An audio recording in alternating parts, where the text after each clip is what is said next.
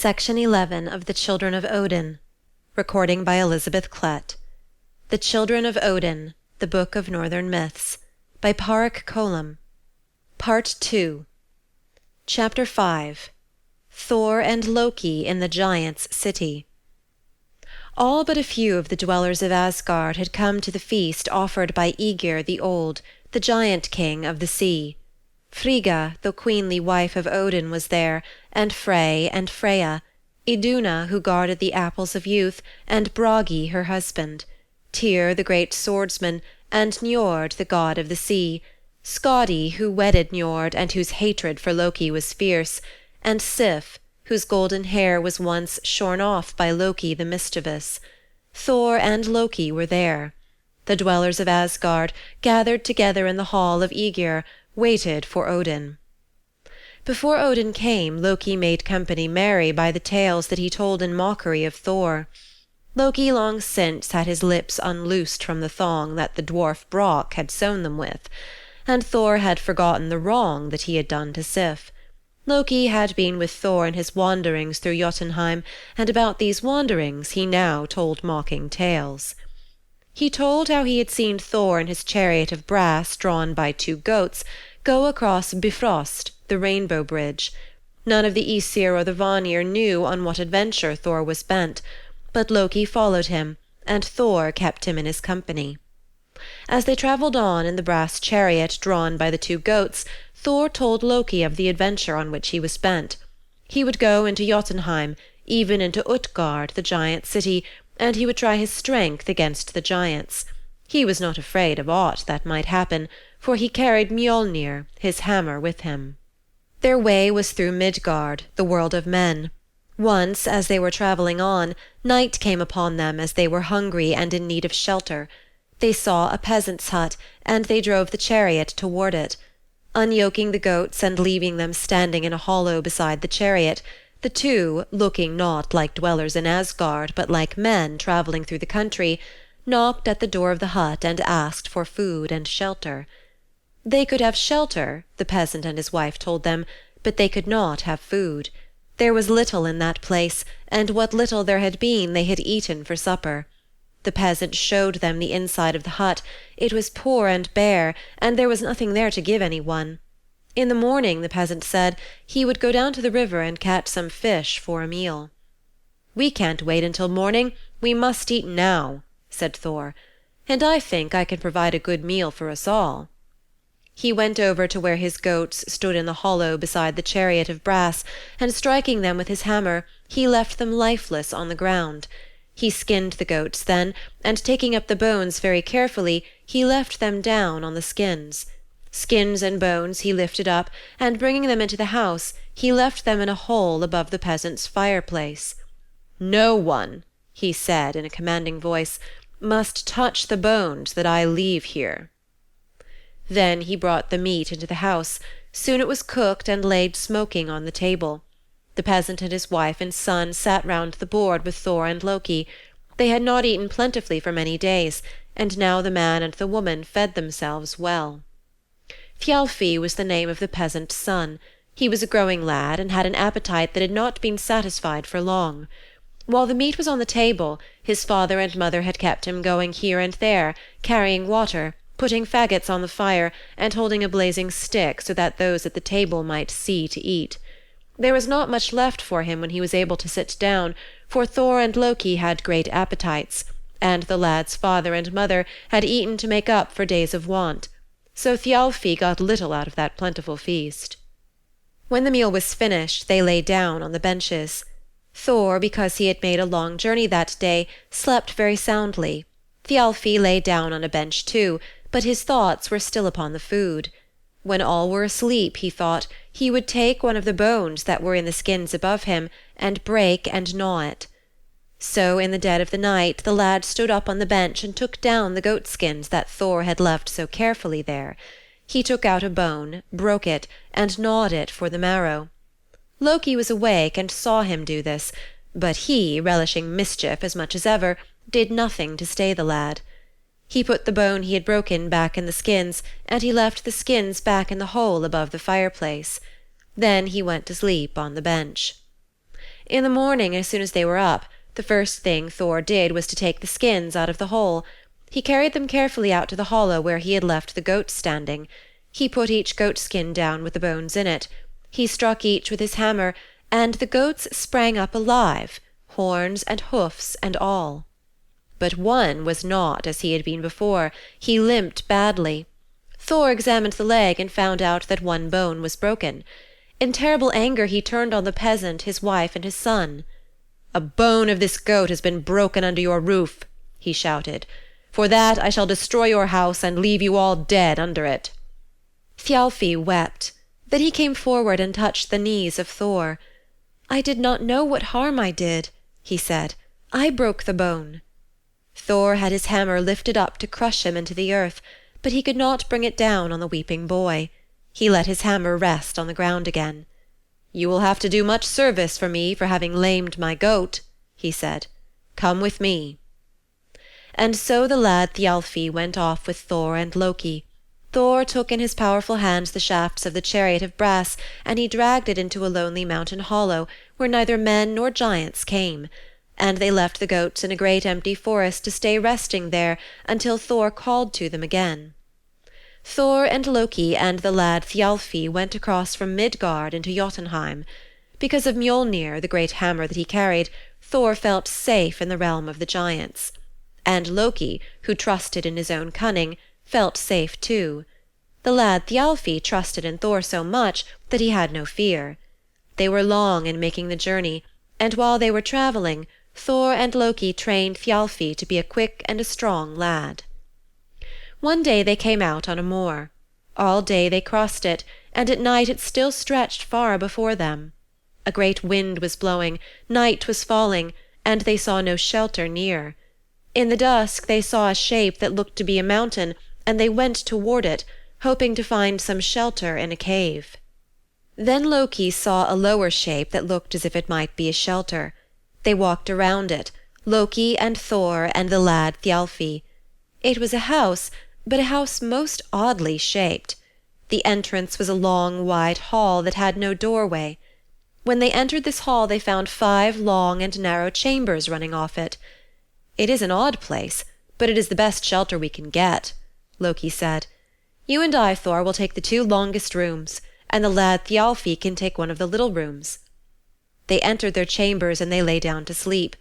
But from the mountain outside there came a noise that was like moaning forests and falling cataracts. The chamber where each one slept was shaken by the noise. Neither Thor nor Loki nor the lad Thjalfi slept that night. In the morning they left the 5-chambered house and turned their faces toward the mountain. It was not a mountain at all, but a giant. He was lying on the ground when they saw him, but just then he rolled over and sat up. "Little men, little men," he shouted to them, "have you passed by a glove of mine on your way?" He stood up and looked all round him. "Oh, I see my glove now," he said. Thor and Loki and the lad Thjalfi stood still as the giant came toward them. He leaned over and picked up the 5-roomed shelter they had slept in. He put it on his hand. It was really his glove. Thor gripped his hammer, and Loki and the lad Thjalfi stood behind him. But the giant seemed good-humoured enough. "Where might ye be bound for, little men?" said he. "To Utgard in Jotunheim," Thor replied boldly. "Oh, to that place," said the giant. "Come then, I shall be with ye so far. You can call me Skirmir." "Can you give us breakfast?" said Thor. He spoke crossly, for he did not want it to appear that there was any reason to be afraid of the giant. "I can give you breakfast," said Skirmir, "but I don't want to stop to eat now. We'll sit down as soon as I have an appetite. Come along now. Here is my wallet to carry. It has my provisions in it." He gave Thor his wallet. Thor put it on his back and put Thjalfi sitting upon it. On and on the giant strode, and Thor and Loki were barely able to keep up with him. It was midday before he showed any signs of halting to take breakfast. They came to an enormous tree. Under it Skirmir sat down. "I'll sleep before I eat," he said, "but you can open my wallet, little men, and make your meal out of it." Saying this, he stretched himself out, and in a few minutes Thor and Loki and the lad Thjalfi heard the same sounds as kept them awake the night before, sounds that were like forests moaning and cataracts falling. It was Skyrmir's snoring. Thor and Loki and the lad Thialfi were too hungry now to be disturbed by these tremendous noises. Thor tried to open the wallet, but he found it was not easy to undo the knots. Then Loki tried to open it. In spite of all Loki's cunning, he could not undo the knots. Then Thor took the wallet from him and tried to break the knots by main strength. Not even Thor's strength could break them. He threw the wallet down in his rage. The snoring of Skyrmir became louder and louder. Thor stood up in his rage. He grasped Mjolnir and flung it at the head of the sleeping giant. The hammer struck him on the head, but Skyrmir only stirred in his sleep. "Did a leaf fall on my head?" he said. He turned round on the other side and went to sleep again. The hammer came back to Thor's hand. As soon as Skyrmir snored, he flung it again, aiming at the giant's forehead. It struck there. The giant opened his eyes. "Has an acorn fallen on my head?" he said. Again he went to sleep. But now Thor, terribly roused, stood over his head with the hammer held in his hands. He struck him on the forehead. It was the greatest blow that Thor had ever dealt. "A bird is pecking at my forehead. There's no chance to sleep here," said Skyrmir, sitting up. "And you, little men, did you have breakfast yet? Toss over my wallet to me, and I shall give you some provision." The lad Thialfi brought him the wallet. Skyrmir opened it, took out his provisions, and gave a share to Thor and Loki and the lad Thialfi. Thor would not take provision from him, but Loki and the lad Thialfi took it and ate. When the meal was finished, Skyrmir rose up and said, "Time for us to be going toward Utgard." As they went on their way, Skyrmir talked to Loki. "I always feel very small when I go into Utgard," he said. "You see, I'm such a small and a weak fellow, and the folk who live there are so big and powerful. But you and your friends will be welcomed in Utgard. They will be sure to make little pets of you." And then he left them, and they went into Utgard, the city of the giants. Giants were going up and down in the streets. They were not so huge as Skyrmir would have them believe, Loki noticed. Utgard was the Asgard of the giants, but in its buildings there was not a line of the beauty that there was in the palaces of the gods, Gladsheim and Breidablik or Fensalir. Huge but shapeless the buildings arose, like mountains or icebergs. Oh, beautiful Asgard, with the dome above it of the deepest blue! Asgard with the clouds around it heaped up like mountains of diamonds! Asgard with its rainbow bridge and its glittering gates! Oh, beautiful Asgard! Could it be indeed that these giants would one day overthrow you? Thor and Loki with the lad Thialfi went to the palace of the king. The hammer that Thor gripped would, they knew, make them safe even there. They passed between rows of giant guards and came to the king's seat. "We know you, Thor and Loki," said the giant king, "and we know that Thor has come to Utgard to try his strength against the giants. We shall have a contest tomorrow. Today there are sports for our boys. If your young servant should like to try his swiftness against our youths, let him enter the race today." Now Thialfi was the best runner in Midgard, and all the time he had been with them, Loki and Thor had trained him in quickness, and so Thialfi was not fearful of racing against the giants' youths. The king called on one named Hugi, and placed him against Thialfi. The pair started together. Thialfi sped off. Loki and Thor watched the race anxiously, for they thought it would be well for them if they had a triumph over the dwellers in Utgard in the first contest. But they saw Hugi leave Thialfi behind. They saw the giant youth reach the winning post, circle round it, and come back to the starting place before Thialfi had reached the end of the course. Thialfi, who did not know how it was that he had been beaten, asked that he be let run the race with Hugi again. The pair started off once more, and this time it did not seem to Thor and Loki that Hugi had left the starting place at all. He was back there almost as soon as the race had started. They came back from the racing ground to the palace. The giant king and his friends with Thor and Loki sat down to the supper table. "Tomorrow," said the king, "we shall have our great contest when Asa Thor will show us his power. Have you of Asgard ever heard of one who would enter a contest in eating? We might have a contest in eating at this supper board if we could get one who would match himself with Loki here. He can eat more than anyone in Jotunheim." "And I," said Loki, "can eat more than any two in Jotunheim. I will match myself against your Loki." "Good," said the giant king. And all the giants present said, Good, this will be a sight worth seeing." Then they put scores of plates along one side of the table, each plate filled with meat. Loki began at one end, and Logi began at the other. They started to eat, moving toward each other as each cleared a plate. Plate after plate was emptied, and Thor, standing by with the giants, was amazed to see how much Loki ate. But Logi, on the other side, was leaving plate after plate emptied. At last the two stood together with scores of plates on each side of them. "He has not defeated me," cried Loki. "I have cleared as many plates as your champion, O king of the giants." "But you have not cleared them so well," said the king. "Loki has eaten all the meat that was upon them," said Thor. "But Logi has eaten the bones with the meat," said the giant king. "Look and see if it be not so." Thor went to the plates. Where Loki had eaten, the bones were left on the plates. Where Logi had eaten, nothing was left. Bones as well as meat were consumed, and all the plates were left bare. "We are beaten," said Thor to Loki. "Tomorrow, Thor," said Loki, "you must show all your strength, or the giants will cease to dread the might of the dwellers in Asgard." "Be not afraid," said Thor. "No one in Jotunheim will triumph over me." The next day Thor and Loki came into the great hall of Utgard. The giant king was there with a throng of his friends. Thor marched into the hall with Mjolnir, his great hammer, in his hands. "Our young men have been drinking out of this horn," said the king, "and they want to know if you, Asa Thor, would drink out of it a morning draught. But I must tell you they think that no one of the Aesir could empty the horn at one draught." "Give it to me," said Thor. "There is no horn you can hand me that I cannot empty at a draught." A great horn, brimmed and flowing, was brought over to him.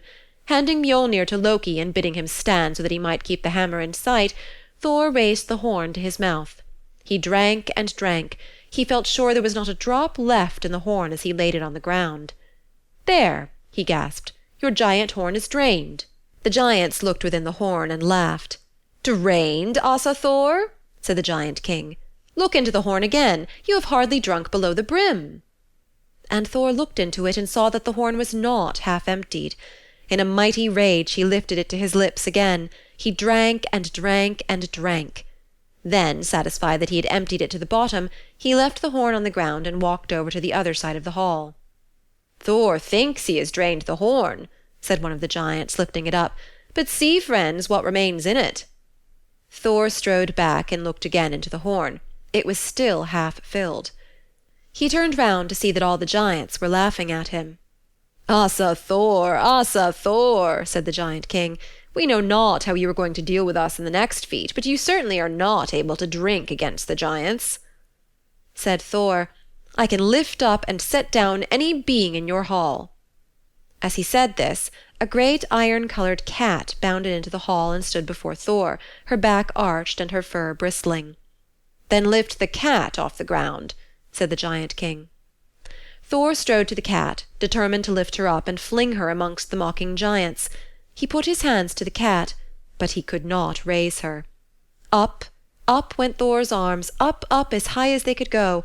The cat's arched back went up to the roof, but her feet were never taken off the ground. And as he heaved and heaved with all his might, he heard the laughter of the giants all around him. He turned away, his eyes flaming with anger.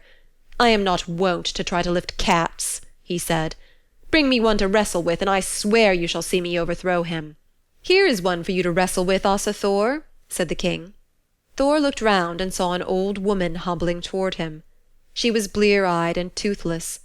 "This is Ellie, my ancient nurse," said the giant king. "She is the one we would have you wrestle with." "Thor does not wrestle with old women.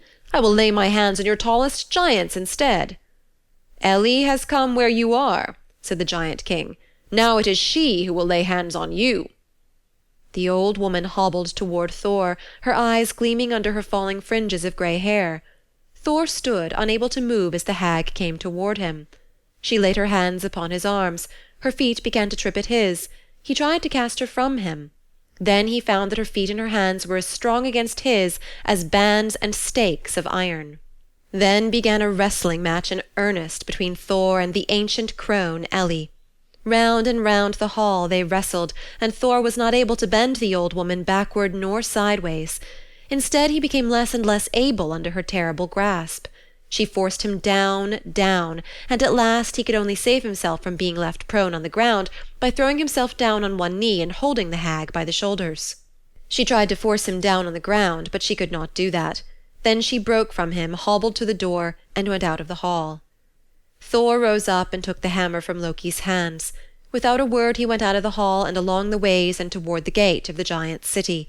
He spoke no word to Loki, nor to the lad Thialfi, who went with him for the 7 weeks that they journeyed through Jotunheim. End of section 11.